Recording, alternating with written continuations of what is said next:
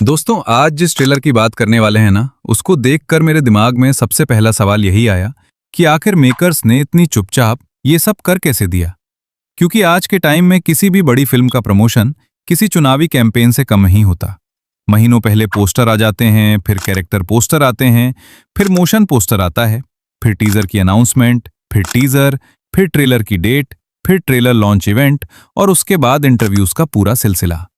लेकिन यहां ऐसा लगा जैसे किसी ने अचानक दरवाजा खोला और बोला, लो भाई ट्रेलर आ गया, अब देखो और फैसला करो।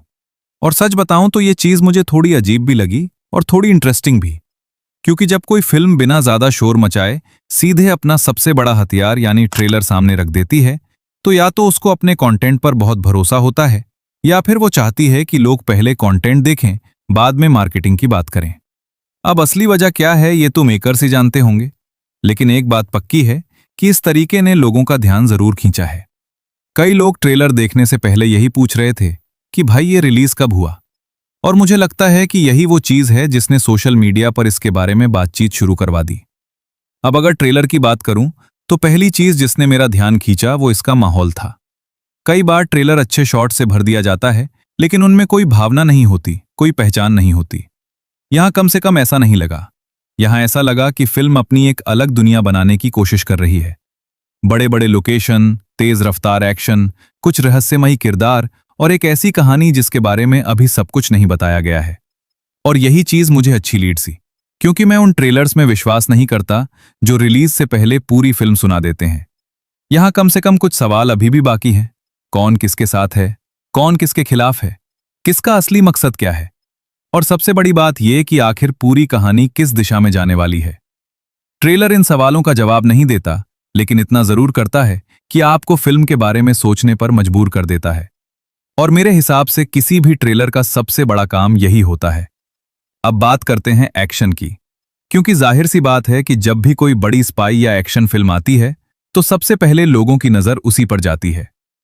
ट्रेलर में जो एक्शन दिखाया गया है वो देखने में काफी बड़ा लगता है। स्केल अच्छा है, लोकेशन अच्छी हैं, कैमरा वर्क कई जगह शानदार है। लेकिन कुछ जगह मुझे ऐसा भी लीड्स की एडिटिंग थोड़ी ज्यादा तेज है। फाइट शुरू होती है, 2-3 कट्स आते हैं, फिर कैमरा बदल जाता है। अब हो सकता है कि फिल्म में पूरा सीक्वेंस देखने पर यह शानदार लगे, लेकिन ट्रेलर में कुछ शॉट्स ऐसे थे जहां मैं चाहता था कि कैमरा 2 सेकंड और रुक जाए, ताकि हम एक्शन को बेहतर तरीके से महसूस कर सकें। क्योंकि आजकल ऑडियंस सिर्फ धमाके देखकर खुश नहीं होती। लोग चाहते हैं कि फाइट के अंदर वजन महसूस हो, हर मुक्के का असर महसूस हो, हर स्टंट असली लगे। और यही वो चीज है जिसकी असली परीक्षा फिल्म रिलीज होने के बाद होगी। मुझे ट्रेलर का म्यूजिक भी काफी पसंद आया। कई लोग इस बात को नजरअंदाज कर देते हैं, लेकिन ट्रेलर का आधा असर उसके बैकग्राउंड स्कोर से आता है। अगर म्यूजिक सही हो तो साधारण शॉट भी शानदार लग सकता है, और अगर म्यूजिक कमजोर हो तो शानदार शॉट भी फीका पड़ सकता है। यहां कम से कम म्यूजिक ने अपना काम किया है। पूरे ट्रेलर में एक लगातार ऊर्जा बनी रहती है। ऐसा नहीं लगता कि ट्रेलर कहीं धीमा पड़ रहा है। हर कुछ सेकंड बाद कोई नया विजुअल, कोई नया मोमेंट या कोई नया सवाल सामने आता है। और यही वजह है कि 2.5 मिनट का ट्रेलर जल्दी खत्म हो जाता है। अब कहानी की बात करें तो मुझे सबसे ज्यादा उम्मीद इसी हिस्से से है।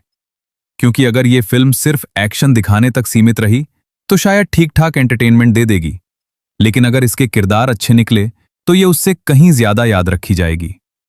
ट्रेलर में जो संकेत दिए गए हैं उनसे ऐसा लगता है कि मुख्य किरदार सिर्फ बाहरी दुश्मनों से नहीं लड़ रहा, बल्कि अपने अतीत से भी जूझ रहा है।